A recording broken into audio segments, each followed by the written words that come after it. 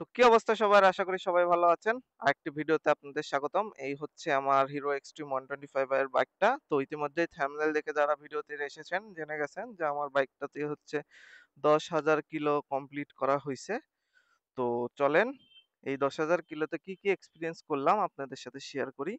তো ফার্স্টেই যদি অডোও দেখেন, অডো হচ্ছে 10,232 কিলো। তো এই 10,000 কিলোতে কি কি এক্সপেরিয়েন্স আমি করতে পারছি সেটা হচ্ছে আপনাদের সাথে এখন শেয়ার করব।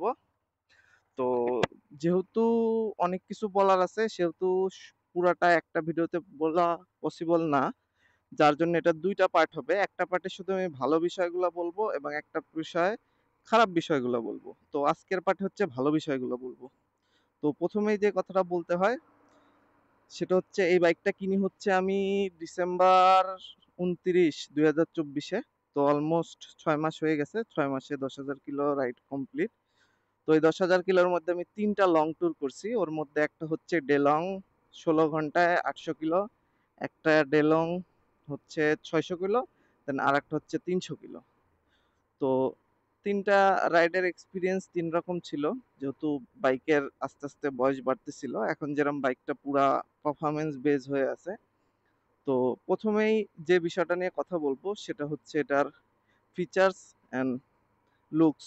এটাই আমাকে অ্যাট্রাক্ট করছিল এবং আমাকে না, অলমোস্ট সবাইকে লুকস এবং ফিচারগুলাই এই বাজেটে অ্যাট্রাক্ট করে, যাই অফার করে এই বাইক। তো আমি এই জন্যই বাইকটা নিছিলাম। আমার বাজেটে বেস্ট ফিউচারেবল বাইক ছিল এটা। তো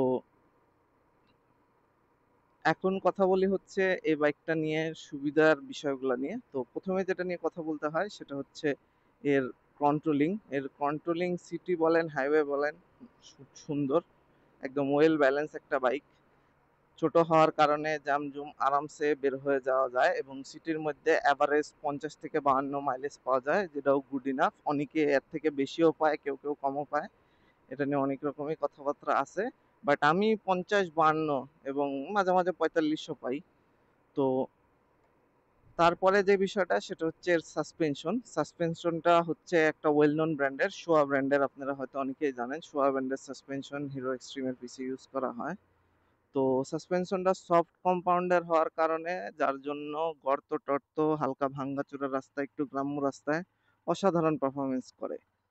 একদম মাখনের মতো চলে, ঝাঁকি একদম অ্যাবজর্ব করে নেয়, যা খুব মজা লাগে। বাট এটার একটা ডিসঅ্যাডভান্টেজও আছে, সেটা হচ্ছে পরবর্তীতে পার্টে বলবো।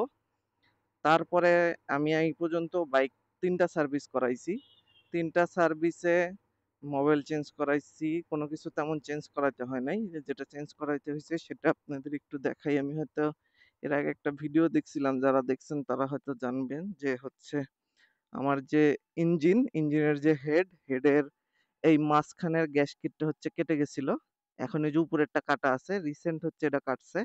এটা গ্যাসকিট শোরুমে অ্যাভেলেবল হওয়ার কারণে হচ্ছে অ্যাভেলেবল নাই, যে কারণে হচ্ছে আমি চেঞ্জ করতে পারিনি, এটা কেটে গেছিল।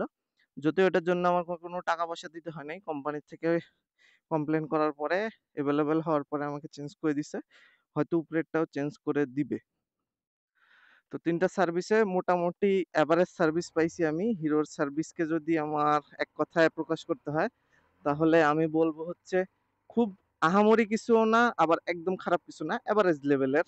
এখন বাই অন্যান্য শোরুমে আরো ভালো হইতে পারে, আমার জানা নাই। তো সার্ভিসকে আমি অ্যাভারেজই বলতেছি। এবং সব দিক বিবেচনা করে যদি বলতে হয় তাহলে 2 লাখ টাকার ভিতরে বাইকটা খুবই ভালো। যদিও কিছু কিছু সমস্যা আছে, যেমন স্টার্ট বন্ধ হওয়ার সমস্যা, যেটা আমার ইউনিটে নাই, বাট আমি চালায় দেখছি কয়েকটা ইউনিট ওগুলাতে আছে। ওটা নিয়ে হচ্ছে সেকেন্ড পার্টে আমি অবশ্যই বিস্তারিত আলোচনা করব। তো মোটামুটি অ্যাভারেজ ভালো। এই 10,000 কিলোতে তেমন কিছুই নষ্ট হয় নাই। এখনো প্লাগও চেঞ্জ করিনি আমি, স্টক প্লাগটাই আছে যেটা কোম্পানি থেকে আমাকে দিয়েছে। হয়তো চেঞ্জ করব, আরো 1,000 কিলো চালানো যাবে। আমাকে প্লাগটা দেখে টেকনিশিয়ান যা বলছে, যার জন্য আমি চেঞ্জ করি নাই। তো মোটামুটি সবই ভালো। পিছনের ব্রেক প্যাডটাও একদম মোটামুটি আছে, আরো 2-3 হাজার কিলো আরামসে চালানো যাবে। সামনের ব্রেক প্যাডে তো তেমন কিছু হয়ই নাই। মোটামুটি সবই ভালো। আর আমি হচ্ছে এমআরএফ টায়ার ভেরিয়েন্টটা পাইছি। আমার টায়ারটা হচ্ছে এমআরএফ এর টায়ার বাংলাদেশের রোড কন্ডিশনে যথেষ্ট ভালো। সিএটার হচ্ছে ইউরো গ্রিপের কথা আমি বলতে পারতেছি না, আমার ওগুলাতে এক্সপিরিয়েন্স নাই। আমার আগের বাইকেও এমআরএফ এর টায়ারই ছিল। তো ভালো, বৃষ্টির দিনেও এবিএস খুব সুন্দর কাজ করে। এবিএস নিয়েও আমার তেমন কোনো কমপ্লেন নাই, ধরলেই সুন্দর কাজ করে এবিএস। লকটক হয় না তেমন একটা, মানে অ্যাভারেজ, ভালোই বলা চলে এবিএস কে। এখন দেখার বিষয় হচ্ছে 10,000 কিলো তো বাইকটা পার করলো, আর কতদিন টিকে এই বাইকটা। আমি 10,000 কিলো থেকে যা এক্সপিরিয়েন্স করলাম, এখনো সবকিছু ঠিকঠাকই আছে, গলা টলা তেমন কোনো কিছুই কাজ করাইতে হয় নাই। শুধু ওই যে গ্যাসকিটটা কেটে গেছিল ওটা ঠিক করে দিছে, এটা কোনো আহামরি ইস্যু না, নতুন বাইকে টুকটাক গ্যাসকিট কাটেই। তো এই ছিল হচ্ছে আজকের ভিডিও। কেমনে কি বুঝাইতে পারলাম ঠিক জানি না, বাট যেটুকু আমি নিজে বুঝছি ওইটুকু আপনাদের বোঝানোর ট্রাই করলাম।